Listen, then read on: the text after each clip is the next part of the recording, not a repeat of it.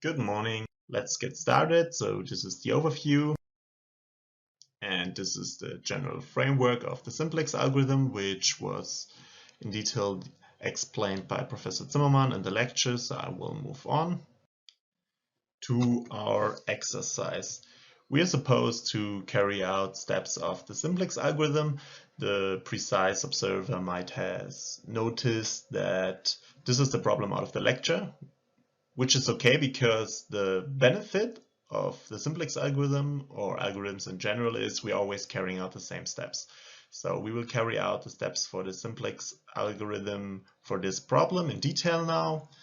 And things I wanted to mention first is here on the right side we see the form of the optimization problem. So we have a linear objective function, so only linear terms with respect to design variables. We have linear inequality constraints, and we say that our design variables have to be greater or equal to 0. This is important because for the simplex algorithm we presented, this is the starting point and these are the requirements. So it's only possible to carry out the steps if we have a form like that. You can also see it at the bottom here. So we have the linear constraints and the feasible region is here. So we are greater than 0 with respect to both design variables, and then we are restricted by linear constraints, that are here and here. And within this red area, all our feasible designs are. And since it's a linear problem, we know right away that a constraint has to be active. That's just out of the linear nature of the problem. And in case you don't have an optimization problem in the following form, there's a first phase. So basically what we are doing is a second phase, but there is also a first phase of simplex algorithms that takes care about transforming any problem that exists to the following form, and then we can adapt the steps we know. But we are just covering the first phase of the simplex algorithm here in this lecture. As a first step, we introduce the select variables. So remember, the initial problem has a two-dimensional input space. So our x vector consists of x1 and x2 only. What we do now is we introduce select variables for each inequality constraint. And this is done to be able to set the inequality constraints always active. So what these select variables are doing is basically they ensure that the inequality constraints are always equal to 0. And that's the way of transforming them from inequality constraints to equality constraints. And what these select variables are doing can be seen in our contour plots here. So basically they are shifting the inequality constraints always to the current point. So assuming we are at 0, 0, so we are here, then it's shifting the third inequality constraint downwards to the origin, and it's doing the same thing with the second inequality constraint. So it's shifting all of these constraints to the current point, so they are always equal to 0. So we introduce our select variables then, so x of s, then we have a first select variable 1 for the first inequality constraint, we have a second select variable for the second inequality constraint, and a third one for the third inequality constraint. So this is our select variable vector, and then we can combine both, and we call that now x roof, and x roof contains both of it. So it contains x and our vector of select variables as well. And this is our extended or expanded design space now. So we have 5 dimensions. And now we also need to transform our optimization problem. So we want to minimize our objective function with respect to our extended input space. In the first step, the objective function is still the same, so it's minus 30 multiplied with x1 minus 80 multiplied with x2. Here you see another important feature. So the coefficients always have to be negative because we are assuming to be in the positive region of our design variables. So if we want to decrease the value of our objective function, of course these coefficients have to be negative. So that's why we have -30 and -80, because otherwise the starting point of 0, 0 would be the optimal design right away. Then we say subject to our 3 inequality constraints, and now we need to change something. So we have G1, we now call it G1 roof with respect to our extended design space, the X roof. And the first thing we can just reuse, so it's x1 plus x2 minus 18, and now we introduce the first slack variable, and important, it's equal to 0 now. And we can do the same thing for the other 2 constraints as well. So I will just write it down. So this is the inequality constraint, and again we just add the second slack variable. It's also equal to 0 now, and we add the third one, which is just x2 minus 8 plus the last slack variable equal to 0. And again, remember that it's always in the same form. We say all the slack variables are supposed to be greater than or equal to 0 now with respect to the extended design vector. So this is the first step. We introduce the slack variables, we transform the inequality constraints, and now we have an optimization formulation that can be used for the simplex. Our next step is then to set up the simplex tableau in the so-called canonical form, and then select the first extended start vector. So what you do here, so in the simplex tableau, you just take your optimization problem and you set up a system of linear equations. So if you did the first step with the transformation of the optimization step, you can form the simplex tableau right away, because you can just use the known components of the optimization problem. So our first row corresponds to our first inequality constraint, and we can just use the coefficients. So what we see here is that the first entry is just one moment, I need the pen. So the first entry can be seen here. So we have x1, so therefore this is 1. Same holds for the second one. Here it's only x2, so the coefficient is 1 as well. And then we put the constant terms on the right side. So we take this one, minus 18, and we put it on the other side. So it's not minus 18, but 18. So we have 18 here. So this is part of the b vector of our system of linear equations. And then we are looking for the slack variables. So for the first inequality constraint, we have the first slack variable. So this is 1, and we don't have any other slack variables in the first inequality constraint. So this is all 0. And this can be done for the other inequality constraints as well. So for the second one, it's 1. Here it's now 2. At the first, there's no first slack variable, only the second one. So therefore, this is 0, this is 1, and this is 0.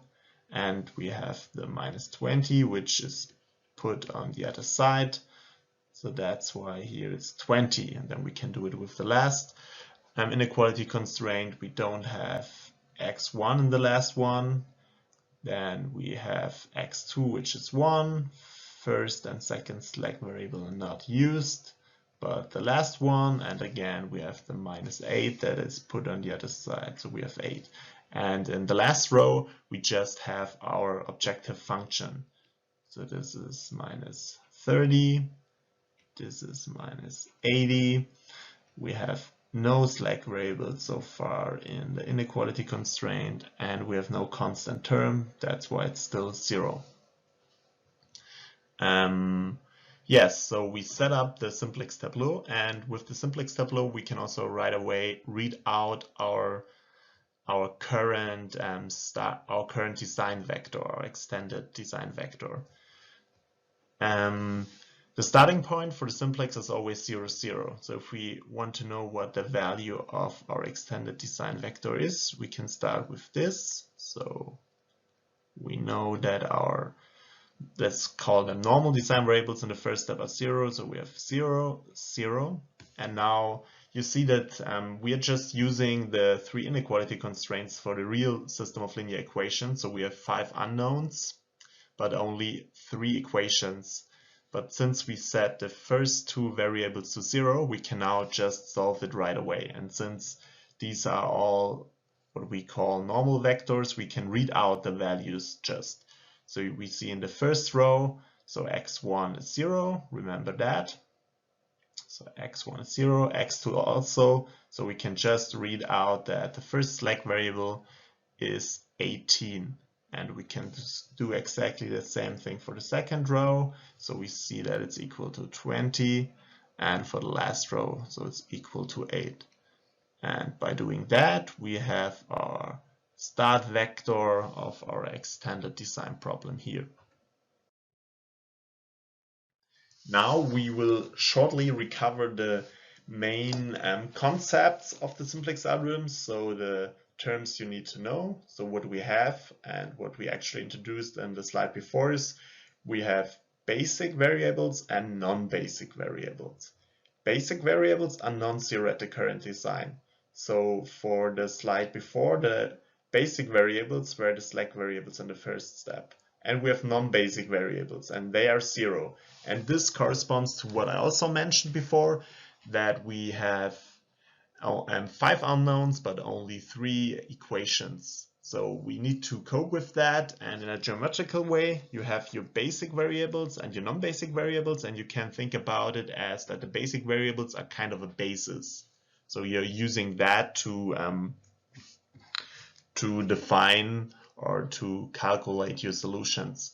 And by changing these bases, you are in a geometrical way, you're jumping from one corner to the next corner. So if we are changing these basic variables, we are evaluating the corners of our linear optimization problem. And since we want to do that, because we want to find out what the best design is, we need to change that, and for that we have entering basic variables.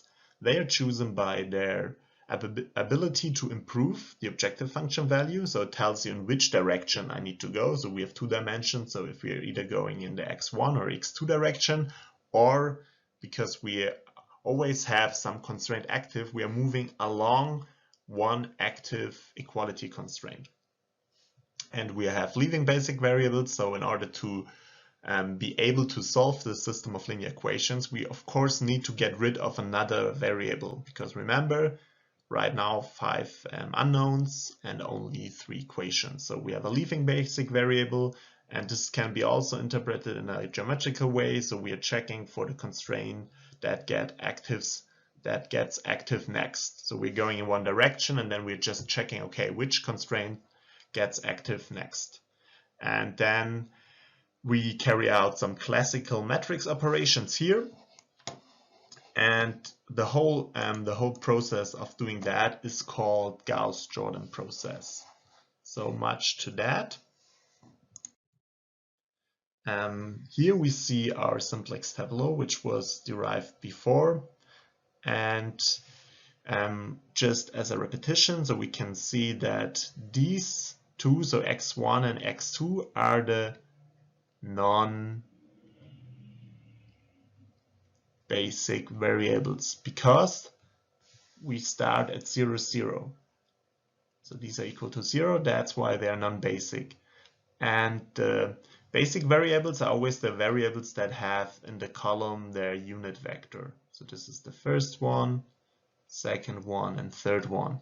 So these are the basic variables for our problem. And since we are always starting at 0, 0 for the first iteration, this is always like that. So the normal design variables are the non-basic variables, and our slack variables are the basic variables, and then you are changing the basis, and because you're doing that, then it's shifting and we're going from corner to corner.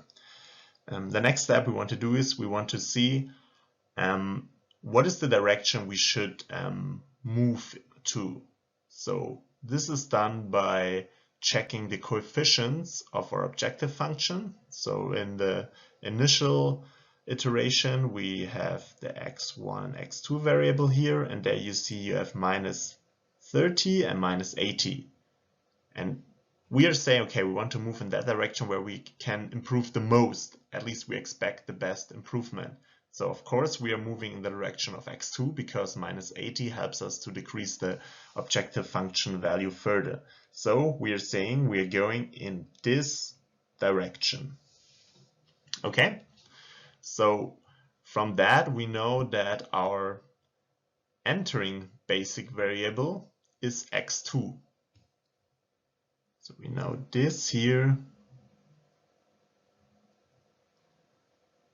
This here is our entering basic variable. I will just use the abbreviation EB. V here, so this is our entering basic variable, and then we need to know what is our leaving basic variable. Remember, we need to be able to solve the system of linear equations, so we want to know, okay, which constraint gets active next. If we look at our contour plots here, we see that's G3. So if we are going in that direction, we see that first G3 gets active, then G2, and that's as a last step G1. So if we're doing our calculations, or by doing that, we are comparing the coefficients of our inequality constraints in this direction and our constant value, because this tells us how quick we get to this point. So we can do that. So we are dividing the d vectors. The d vector, remember from our linear optimization problem. So the d vector contains the constant terms of our inequality constraint, and we divide that through the coefficients of our inequality constraints with respect to x2. So if we do that, we can do that. So the first one we have 18 here and 1 here. So this is of course 18. For the next one we have 20 and 2. So this ends up with 10. And the last one we have 8 and 1. So we get a value of 8.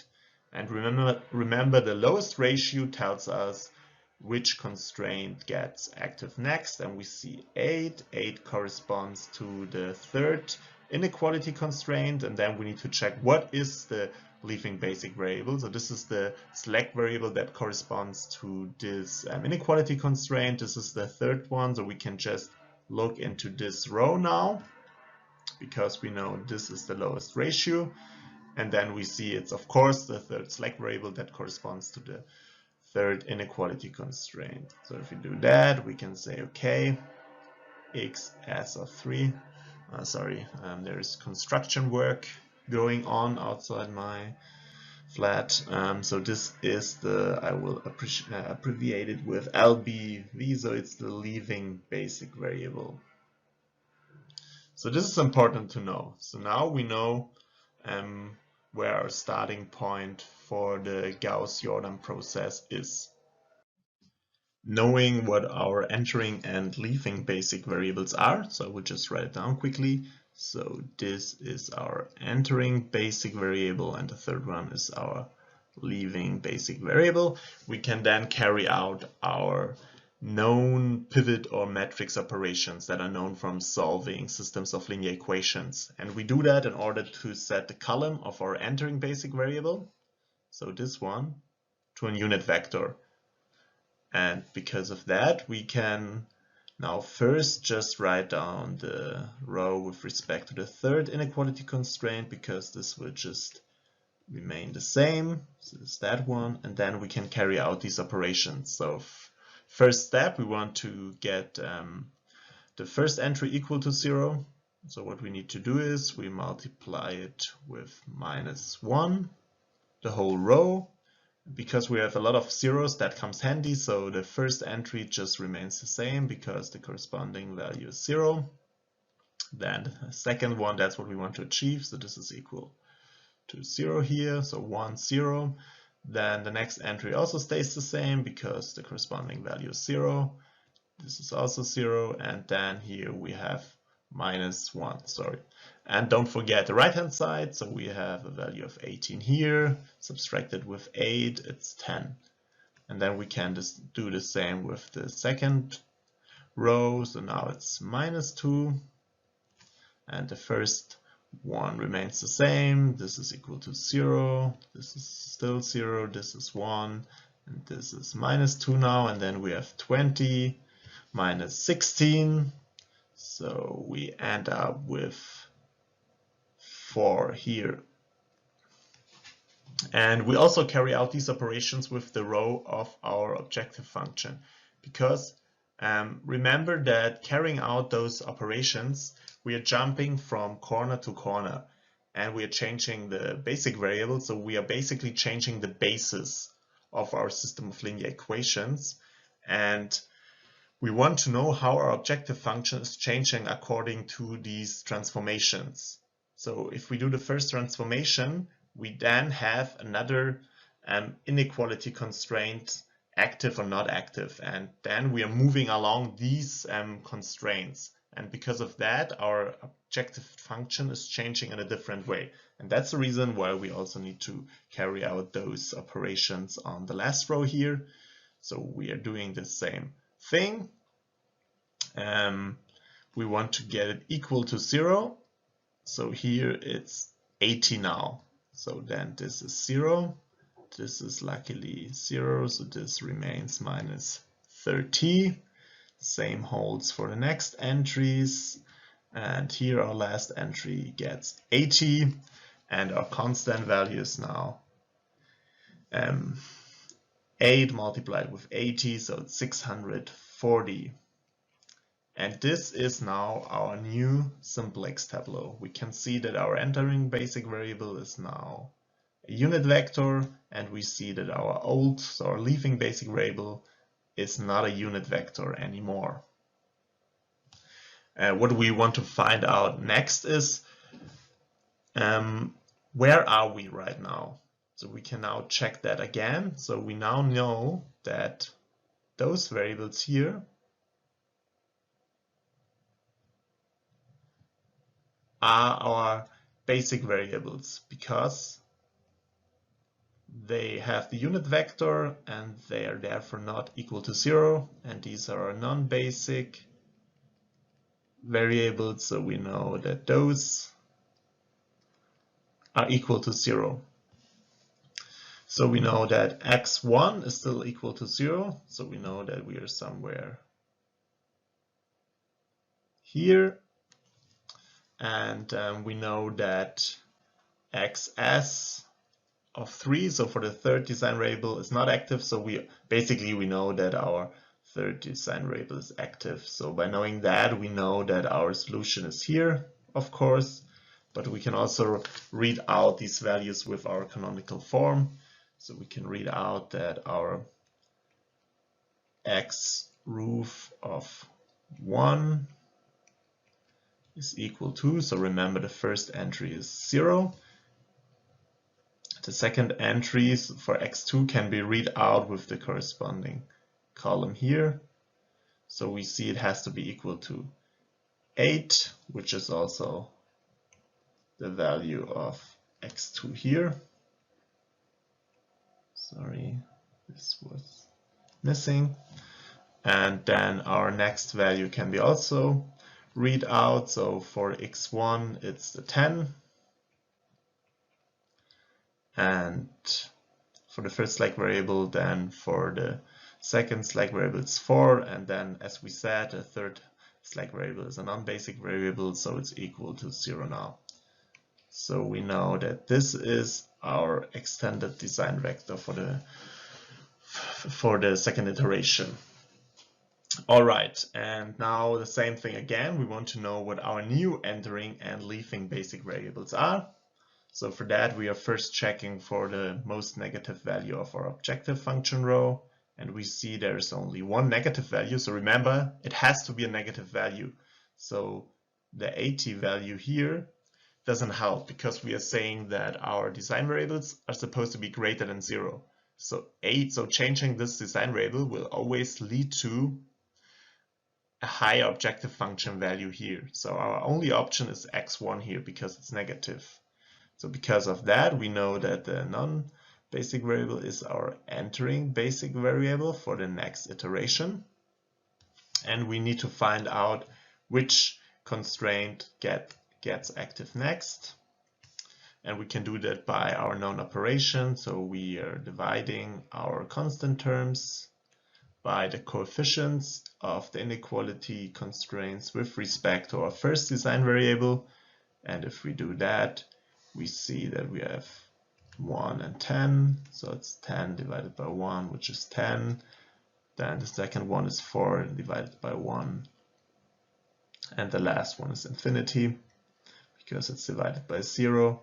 If we do that, we see that the lowest value is this one, so it's 4, and this corresponds to the second inequality constraint, which can be also seen by the unit vector. So we know that the second slack variable is our leaving basic variable here. Exactly, and this can be also seen just by looking at our design domain. So what we're doing right now is, remember that the third constraint, the slack variable, is equal to 0. So this inequality constraint has to be active. So what we are basically doing is we are moving along the third inequality constraint, and with our calculation, we see that the first inequality constraint that gets active is the second one, and only afterwards the first one here. So this is what can be seen by this operation. Having determined the new entering and basic variables, that are x1 is the entering basic variable, and the second inequality constraint gets active next. So this is our leaving basic variable here. We can now again carry out our Gauss-Jordan process. First, we just take the second row and write it down in our simplex tableau. So this remains the same, 0, 1, minus 2, and 4. And next we carry out the operation. So we want to get this to a unit vector, so the entering basic variable. So this is multiplied with minus 1, and therefore this gets 0. This remains unchanged, and this is minus 1 now, and we have minus 1 minus minus 2, so this is plus 1, and now we also take care of the constant value on the right hand side. So we have 10 minus 4, which is 6. The third row corresponding to the third inequality constraint remains unchanged. This is just 0, 1, 0, 0, 1, and 8. And again, we also want to get the objective function value to 0, so this is multiplied with the row and 30, so this is 0. The next entries remain unchanged, and then we have the value of 1, which is multiplied with 30, so this is 30. Then we have our 80 value minus 60, which is 20, and then we have our value of 640 plus 4 multiplied with 30, so this is in the end 760. And this is our simplex tableau. The next step we can do is we can calculate the new solution. We know the new solution, so as I said, we are moving along in this direction, and this is the next constraint that gets active. So this is our solution, but we can also, if you don't have this contour plots, which is usually the case, you can also read it out from the simplex tableau. So we have our new extended design vector x roof of 2 now, which is equal. So remember what our non-basic and basic variables are. So x1 is now a basic variable, so it's not equal to 0, and we can read out right away that, remember, those two are now equal to 0. So the first entry is 4. Then the next entry can also be read out. This is 8. and the last entry is equal to 6. And then our non-basic variables that are equal to 0 here. So this is our new design variable vector, which is exactly the one I showed you before. As a last step, we want to check convergence. And this is pretty easy for the simplex algorithm because we are just checking for the coefficients in the objective function row. So here we can see that these coefficients are 0. These coefficients are greater than 0. So as I said before, remember that our design variables are always greater than 0. And if this condition holds, we know we cannot improve anymore. So we know that this design is our optimal design, and we can also evaluate this. So what is the value of our objective function here? This is minus 760, and you can also just read it out of the column here. So remember that this is 0, and here the coefficient 0. So we just know that this is our value of the objective function. Having done that, we solved our first linear optimization problem. We utilize an active set strategy for a quadratic optimization problem.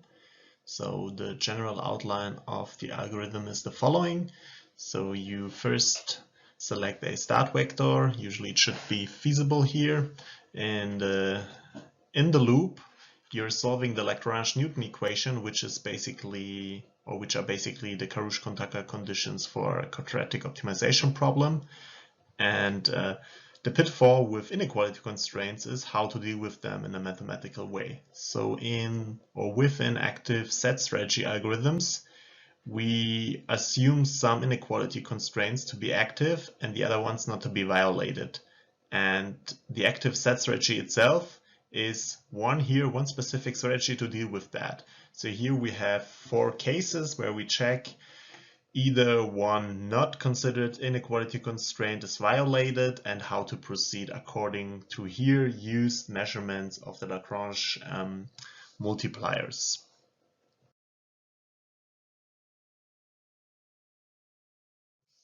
The exercise is to solve the optimization problem that you can see on the right side.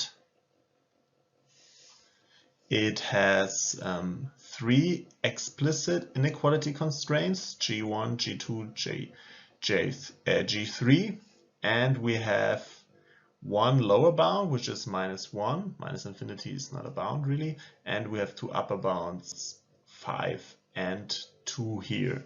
In the first 3 steps, we are just setting up the optimization problem. And in exercise 4, we will then implement it in a computer exercise and will solve this quadratic optimization problem in an iterative way. We will first reformulate our optimization problem in matrix notation, because we can then just set up our system of equations and solve them later on. It's pretty straightforward, so we can just write f of x is equal. So just note that the classical formulation is always like that we have a half here, and then we have our design variable 2 times, because this is the quadratic term, and then we have our Q matrix. And for the values, we can just check it for here. So it's pretty easy. So we can see that because the half is in front, that we just have these 2 values here. So this is our Q matrix plus the linear terms. And here we have a 2 and a 1 for x1 and x2 respectively. So we can just write down this like that.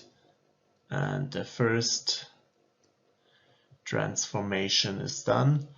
The second part here is consider the lower and upper bounds explicitly as inequality constraints. So in algorithms itself, there are different ways of handling upper and lower bounds. So usually they are treated in a different way because it's easier. lower and upper bounds are always constant when it comes to gradients and stuff, and therefore usually upper and lower bounds are treated in a different way, and on top also linear constraints are usually treated differently to really non-linear constraints. But here for convenience we will all write down as explicit inequality constraints. So therefore we have our optimization problem. We want to minimize our objective function f of x subject to, and now we have, remember, 1, 2, 3, 4, 5, 6 inequality constraints. So this is j of x now, and we go for the first one. So this has 1, 1 as an entry, so it's 1, 1, and as a constant term we have -5 here. We can do the same with the other one, so it's -1, 1, and -2. It's -1, -1, and 0. Then we take first the upper bound here, so we have 1 because the upper bound is with respect to x1, 0, and the 5 is on the right side, so this must be taken on the other side, of course. So this is -5. We can do the same thing with the next upper bound, but for x2. So here it's 0, 1, and -2, and then we have the lower bound for x2 here. So it's 0. Now we need to take x2 on the other side. So remember that our usual form is like that, so it's smaller than 0. Therefore put it on the other side, so it's -1, and this stays the same, it's -1. So this is our vector or matrix of inequality constraints multiplied with x plus our constant terms here. Next, we need to initialize our active set strategy. So the thing we need to do is, first, we need to check what constraints are active, because all these active inequality constraints are put to our set of active constraints, and afterwards they are treated as equality constraints. So our start vector is 5, 0. So here we can solve it in two ways. The first way is, of course, if we have the contour plot, we can just look it up. So it's 5 and 0. So we are here. And then we see that the constraints that are active is G1 on the one hand and also G4. How you do it in a mathematical way, you're just entering your start vector here, 5, 0, in all inequality constraints, and then you're checking for the values. So if you take G1 and then you just enter your start vector here, you will end up with a value of 0, and then you know, okay, G1 is active. If you do that with G2, for instance, and you enter it, you will see it's not equal to 0. So we know, okay, this one is not part of the active set.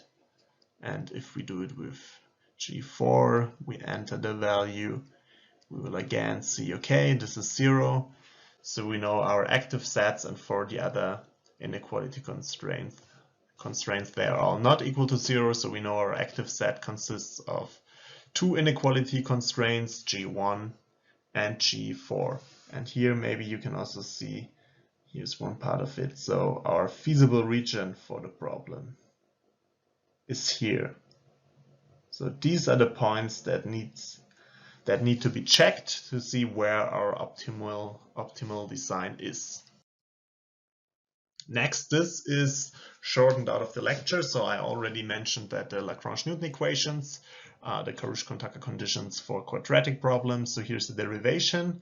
which was already taught by Professor Zimmermann here. Important for us is only the last row, so this is what we need to solve in order to get our new search direction and our Lagrange multipliers for equality and inequality constraints.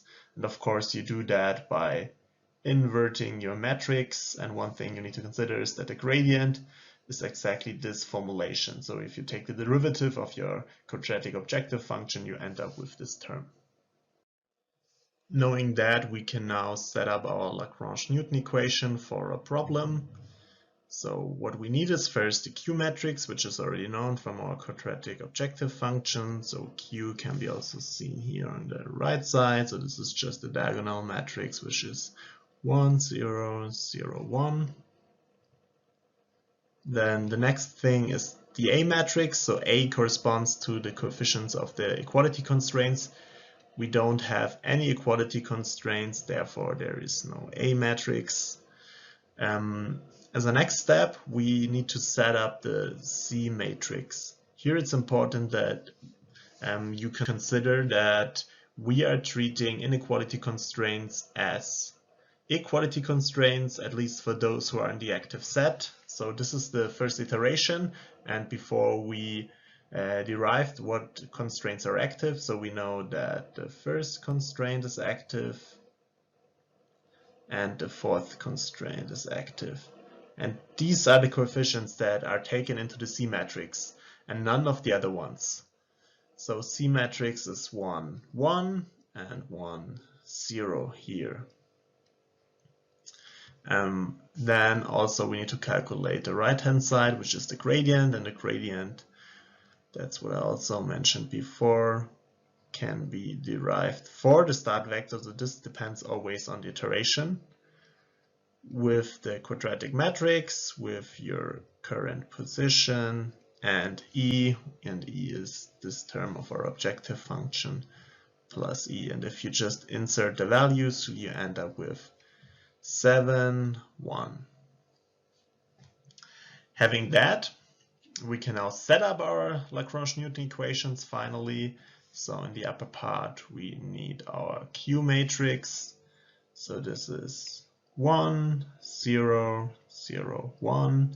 Then we don't have an A matrix, so we proceed with the C matrix. So this is 1, 1, 1, 0.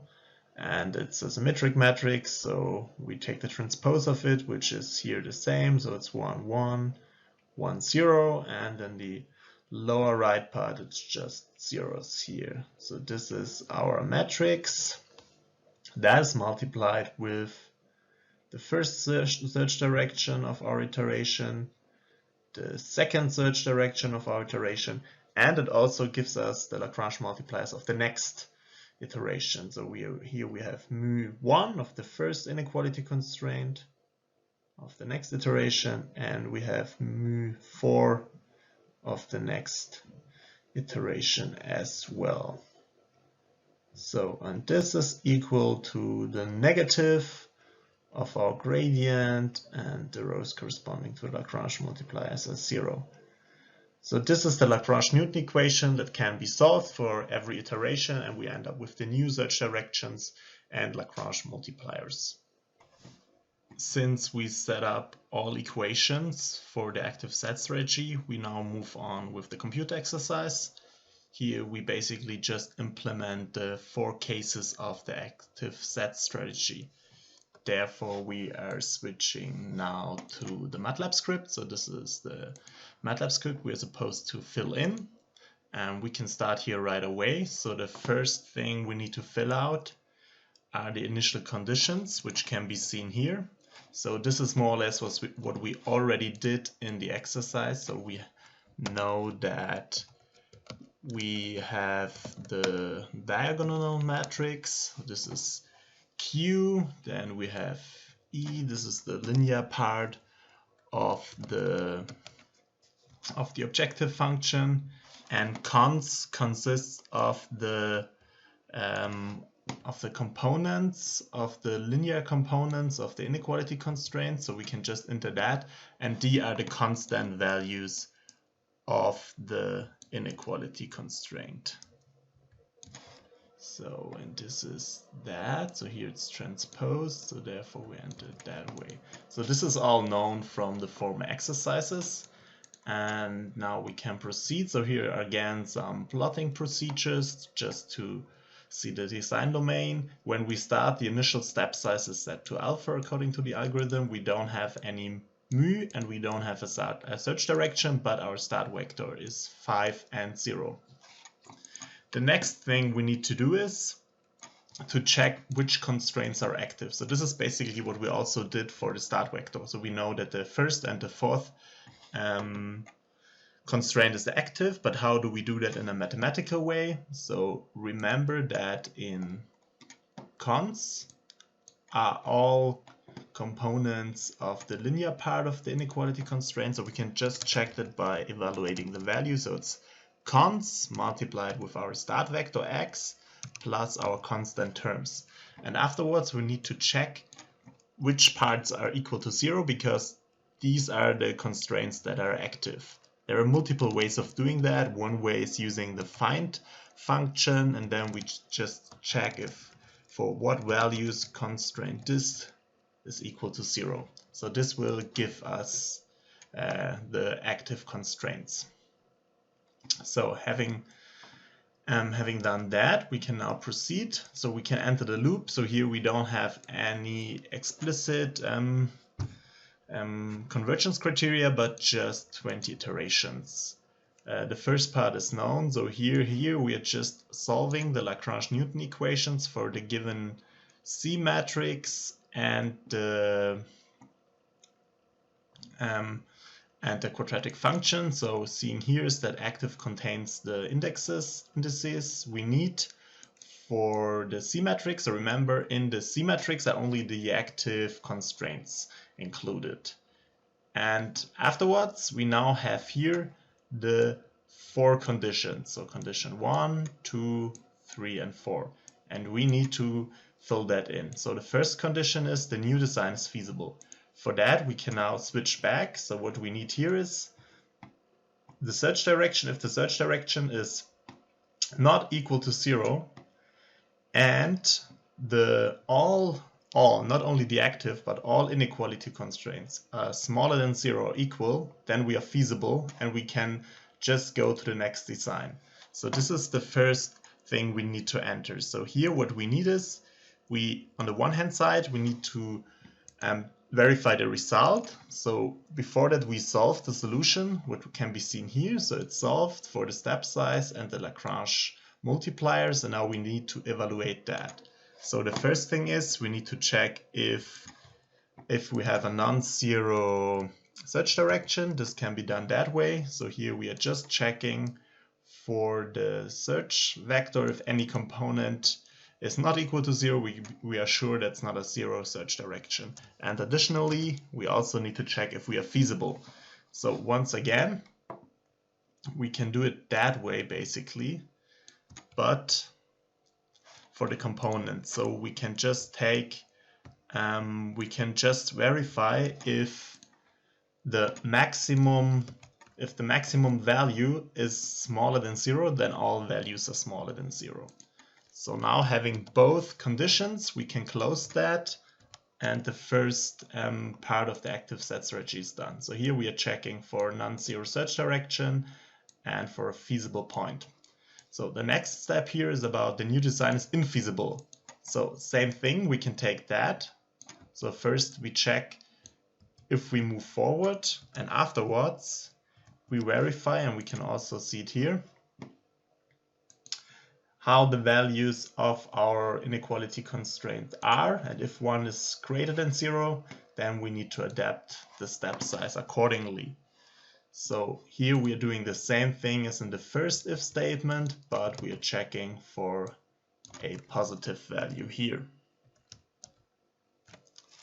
So afterwards here this procedure is carried out. So this is more or less similar to what we did for the simplex algorithm. So here we are checking for the first constraint that got violated while we were walking in the direction of the search direction, and this one is added afterwards.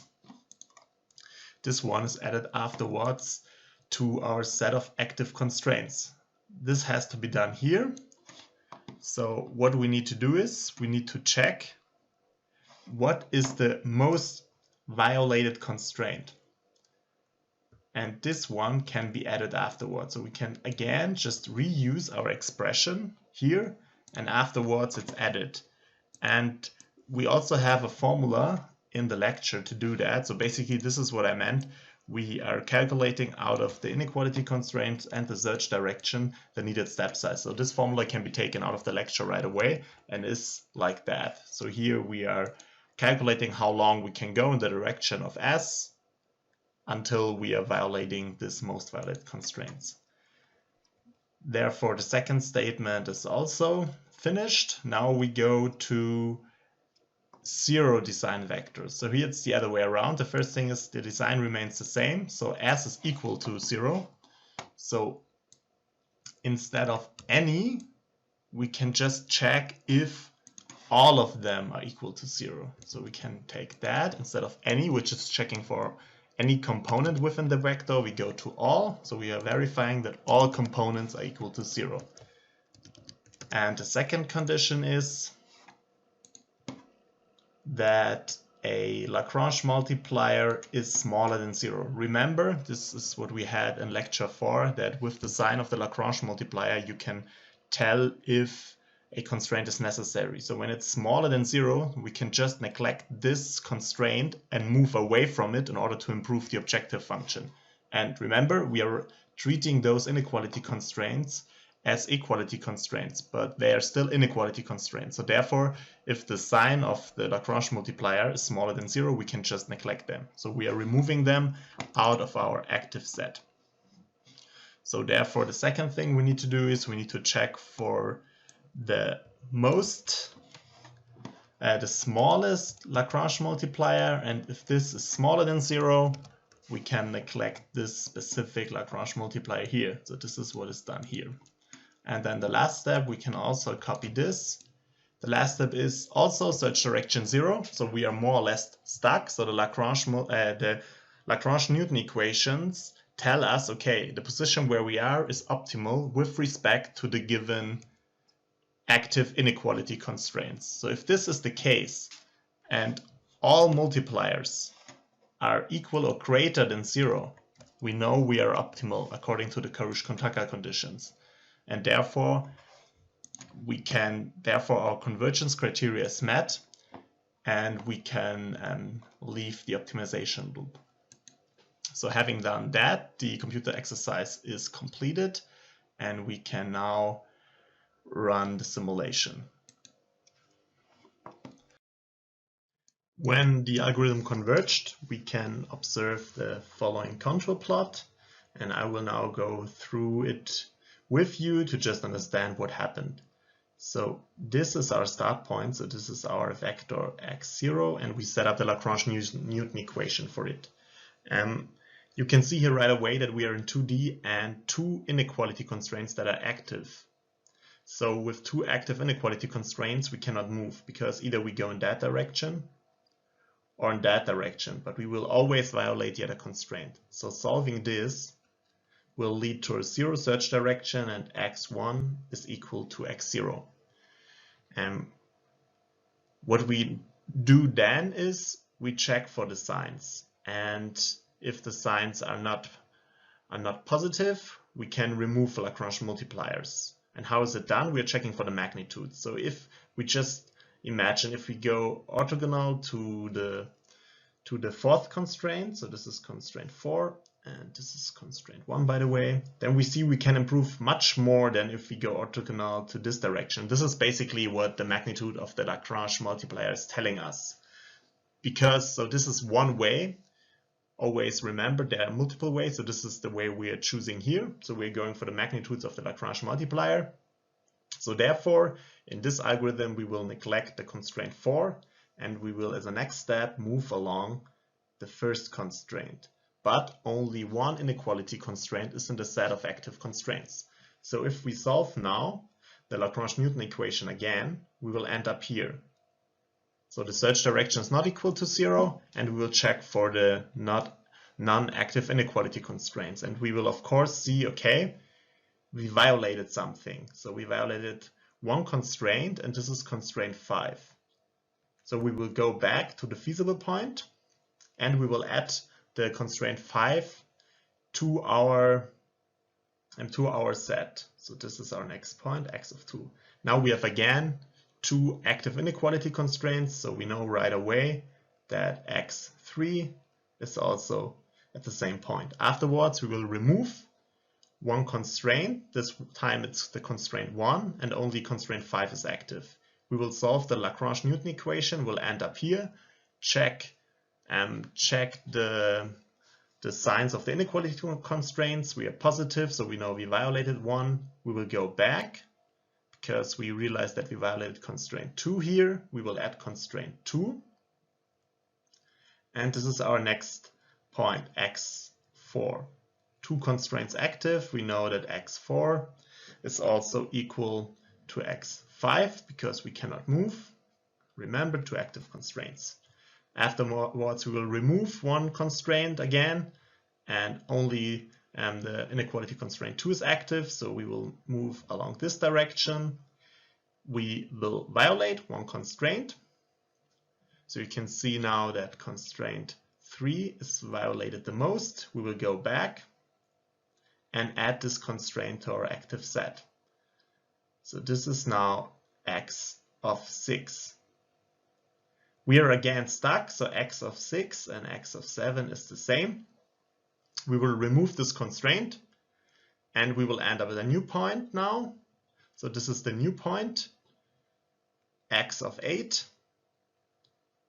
And if we solve that again, we will see that the search direction is 0 and all Lagrange multipliers are greater than 0. So here's only one constraint active. So we will see again that the search direction is 0, it's x of 9, and we converged. So this is the more or less the course. No, this is the course. I hope it's readable of our algorithm.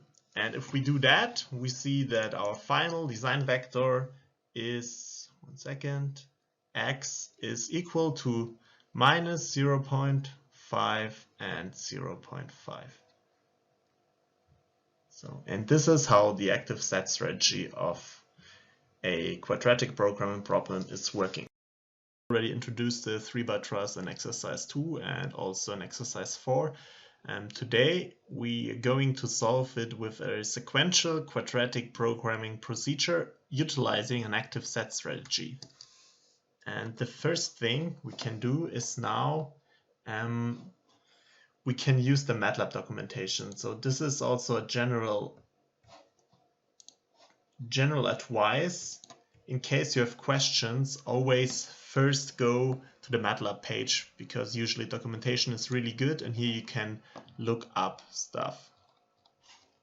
So here's a lot of information about how the fmincon, so the optimization procedure we want to use, is used, and there's also information on the specific algorithms. So what we can see if we have a look at the MATLAB script is we are using fmincon here with an active set strategy as the algorithm. And the first thing we can do is we can look it up. So here are all the algorithms that can be set for the fmincon function, and we will go for the active set strategy. And here you can read up all the theory we also taught in the lecture. So what you will see here is, for instance, that they are using a quadratic approximation of the Lagrange function like we did, with a linearization of the equality and inequality constraints. Also, you can see that an active set strategy is used. And for instance, here it's written that often an updating scheme as the BFGS can be set. So for more information, you can just go here and read these things up. Here's another updating scheme for the Hessian matrix. And on the first page, you can see how it is used, and I will explain that in a second when we start with the script. So this is the before script, which we need to fill out. So the initial information are given here. So we have our table here with the density and the force, we have the start vector, and we know that we have 3 explicit inequality constraints where we say our stresses are supposed to be lower than the yield stress of the material. All right, here are some fixed parameters. And the first thing we see is the objective function. So remember, we have 3 bars, so we can just calculate the mass, which is our objective, with the density, the cross-sectional area, and the length of the bars. So this formula is already known. One thing which might be new is the add. So add in MATLAB is used for a function handle. So basically you can give this function to a variable, and afterwards you can give this function to another function. This is one way of using function handles. How it works in this context is you have an add. In the brackets, you tell the optimizer what the design variables are. So you can give more design variables to the function than to the optimizer. But you need to tell the optimizer what can be changed. And here, x are our cross-sectional areas that can be changed. So this is the function handle that is given later to the optimizer. The first thing we need to do is we need to see what we have to give to the optimizer. So here it's also seen. We have a start vector, which is already known. So remember that that the start vector was 900, 900. So we can fill in that right away. But what else is here to see? A, B, A equal, B equal, L, B, and R. UB is lower and upper bound, we know that already, but all of that can be looked up here.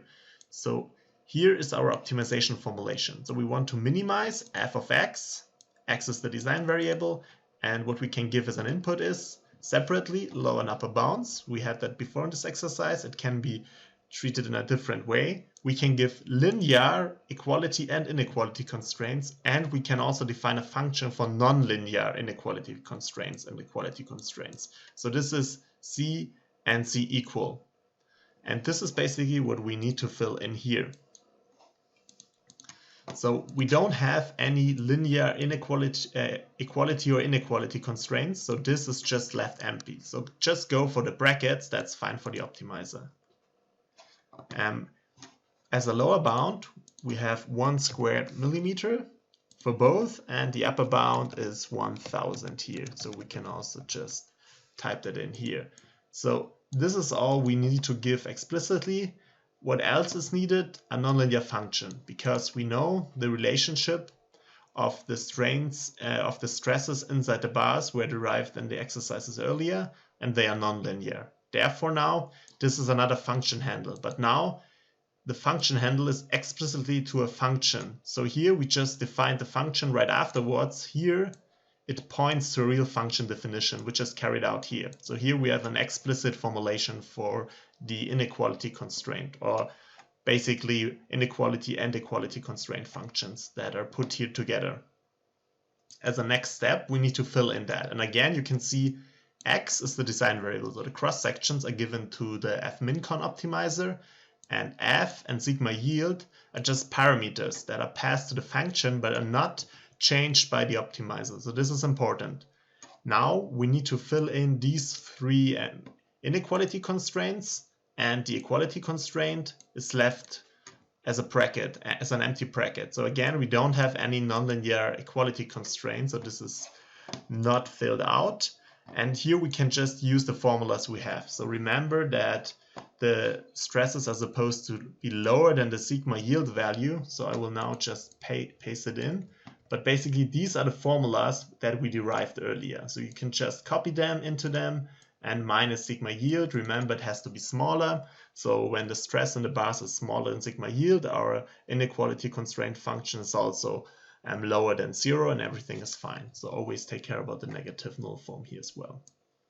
So since we entered that, we are basically done. So the last step is here you can set up functions and options. So there are a lot of options, all of them can be looked up here as well. So there are a lot of things, everything can be found in MATLAB. And here what we say is we define that we display the iterations. As I said, we define the active set algorithm as the algorithm that we want to use. And we here explicitly defined an output function. So this is something you can do, but you don't have to do, and you don't need to change that. But we coded a function where you can see some additional information, but that is not mandatory. And as the last step, we said that the maximum number of function evaluations, so the number of function calls, is 100. But there are always initial settings for everything else. So I can show that to you in a second. So if you start this code, you have a maximum number of iterations, which is 400. You have a function tolerance, which is a convergence criteria. You have finite difference type to approximate the gradients. You have a constraint tolerance, and so on. So these are all the settings that are set. And afterwards, you can just run it and observe the curse of the optimization. So what you can see here are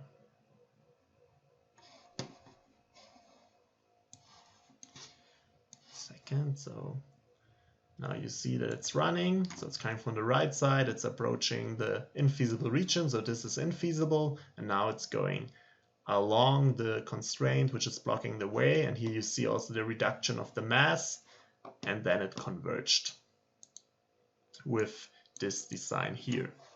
We'll shortly introduce the bonus computer exercise about topology optimization. We dropped a MATLAB code for 2D topology optimization on Moodle.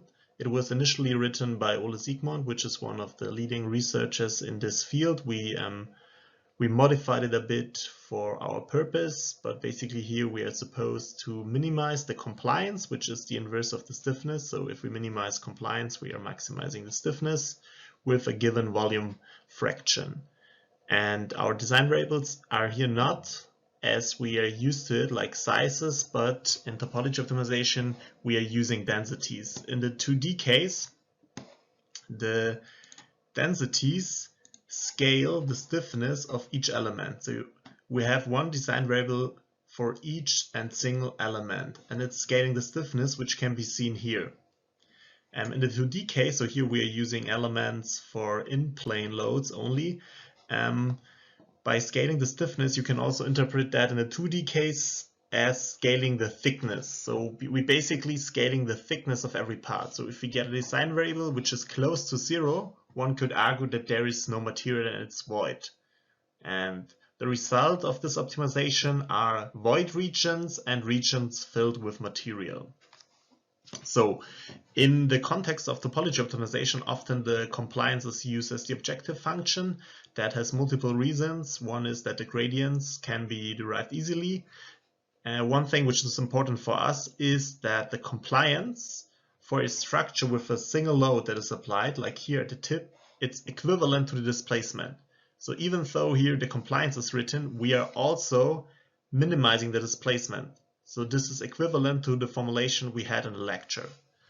And the last things are only you can, since I said you can interpret the densities as the thickness of the 2D elements, you can just sum up those thicknesses with the area of each element, and then you get the volume. This is used here. We have a unit volume here.